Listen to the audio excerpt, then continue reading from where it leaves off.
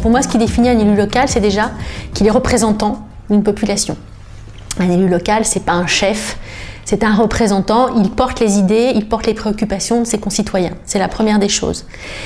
Et puis un élu, donc qu'il soit local ou moins local, c'est quelqu'un qui se retrouve devant une problématique humaine qui me paraît très importante, très difficile à vivre certainement, c'est qu'il a le pouvoir. Donc on peut voir le pouvoir sous deux façons différentes.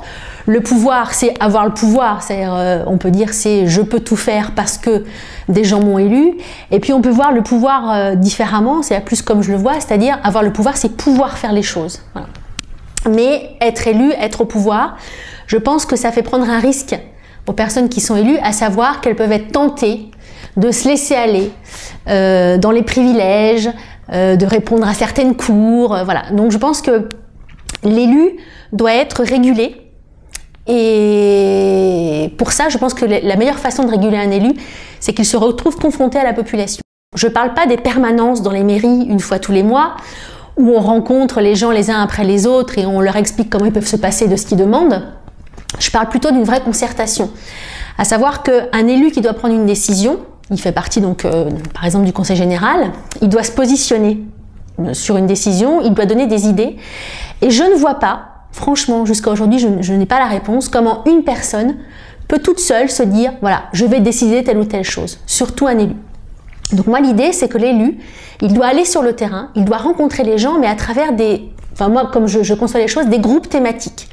Donc on va prendre un exemple très concret. Si j'étais élu au conseil général, je ferai en sorte sur le canton d'organiser des groupes thématiques autour des grandes compétences du canton. Par exemple, santé, solidarité, transport, formation. Et à partir de là, naît une confrontation entre l'élu et la population. Mais là, à ce moment-là, moi, je me mets dans la population. C'est un groupe de personnes qui réfléchissent sur une problématique. Il en sort des solutions, des propositions, bien sûr, qui doivent toujours être conformes aux valeurs de l'écologie politique. Là, je me présente comme garante. Et ces solutions, ces propositions, je les amène au conseil général. C'est-à-dire, je dis à mes pairs, à savoir les autres conseillers généraux, voilà ce que je propose, voilà ce que je défends. Mais c'est pas moi en tant que personne qui défend ça. C'est tous les gens de mon canton qui ont élaboré ces solutions-là. Donc elles ont leur poids. Donc moi, je suis là pour les faire respecter. Voilà. Donc c'est ça déjà sa première mission. Autre mission, c'est une fois que ces réunions sont passées avec le conseil général, avec les pairs, c'est de redescendre sur le terrain et dire voilà, ces solutions-là, elles sont passées pour telle ou telle raison. Elles ne sont pas passées pour telle ou telle raison. J'ai rencontré cette difficulté parce que tel élu a fait obstacle. Ou alors, j'ai rencontré cette facilité parce que justement, les solutions qu'on a trouvées, c'est les meilleures. Et elles ont été validées. Voilà. C'est un petit peu comme ça que je vois le travail du politique. Et par rapport à ce que je disais tout à l'heure au pouvoir, je pense que humainement aussi, il faut que le politique arrive à lâcher prise, hein, tout simplement à se considérer comme un citoyen et pouvoir dire à la population de temps en temps, eh ben voilà, là mon pouvoir, il est lourd.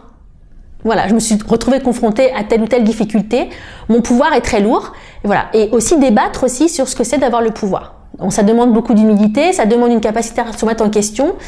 En tout cas pour moi, faire de la politique, c'est ça. C'est être confronté aux difficultés, c'est les partager avec les gens, c'est faire de la politique comme n'importe quel être humain ou citoyen pourrait le faire. Et je revendique mon statut de non-politicienne.